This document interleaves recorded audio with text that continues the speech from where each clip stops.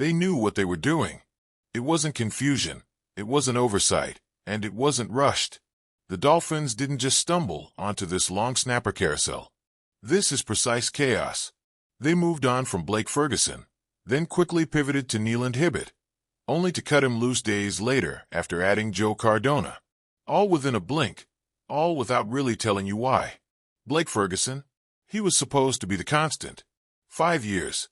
The guy who snapped through wins, losses, changing coaches, quiet stretches, and playoff pushes. Gone without explanation. Remember, he got tossed on the non-football injury list last season. The reason? Never disclosed. Just faded into the background while they patched things up with temporary solutions. But now, not even that background remains.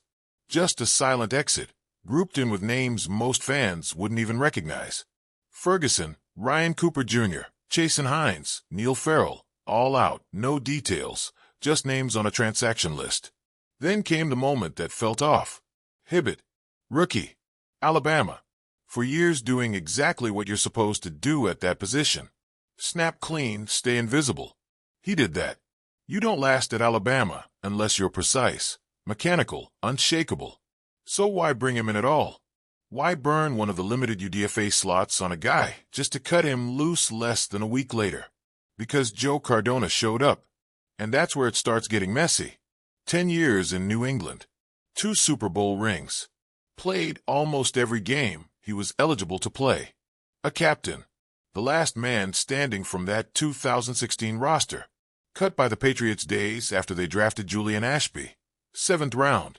A classic depth move. But Cardona didn't hang around to mentor. He didn't stick around for a quiet goodbye tour. They cut him. Vrabel came in, and Cardona was out. Now he's in Miami. Just like that. And it's not just a move. It's a message. But what kind? Is this Miami doubling down on experience? Are they done taking chances with rookies at specialist spots? Or is this deeper than that?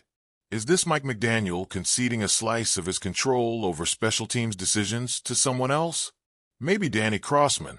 Maybe Chris Greer. Maybe even Vrabel, by influence alone. Because the fingerprints here, they don't feel like McDaniel's. They feel strategic. They feel cold. There's no long snapper battle. Let's not pretend. Not anymore. With Ferguson gone and Hibbett erased from the conversation, Cardona's not just leading the room. He is the room. Unless you count Jacob Garcia, who was only brought in for rookie minicamp on a tryout basis. That's not competition.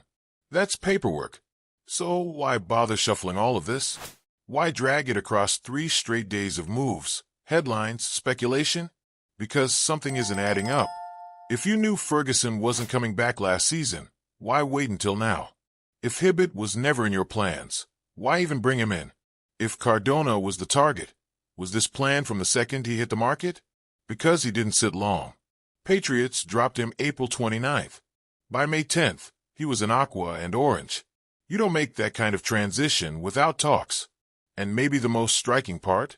No one's explaining anything. Not about Ferguson's absence. Not about why they waited this long to replace him. Not about why they cycled through Jake McQuaid, Matt Overton, Tucker Addington, Zach Triner, all temporary bandages. The one guy they signed to the active roster, McQuaid, played the last 3 games. He's still out there. Unclaimed. Unspoken for. If there's a plan, it's hidden. If there's a bigger shift happening within the Dolphins' handling of special teams, they're not saying. But you don't see this kind of turnover at a single position unless something fundamental is changing. Maybe it's Vrabel. Maybe he's not officially on staff, but his influence? It's there. The kind of clean cuts, the kind of assertive decisions, those are Vrabel moves.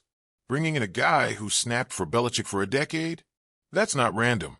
That's calculated. And Cardona isn't here to just quietly compete. He's here to anchor, to stabilize, to lock down a position that somehow, for a year, became unstable without the public even realizing how fragile it was. It's not just about a snap. It's about trust. It's about control. It's about knowing exactly what you'll get every time the punt unit steps on the field. And the Dolphins, for all their flash on offense, for all their headline names, have been oddly silent about this piece of the puzzle. Until now. And there's this tension. Because you look at Ferguson, and it's not like he was declining. He didn't blow snaps. He didn't become unreliable. He just disappeared. And that silence, that's louder than anything else right now. No injury reports. No interviews. Just NFI. And gone.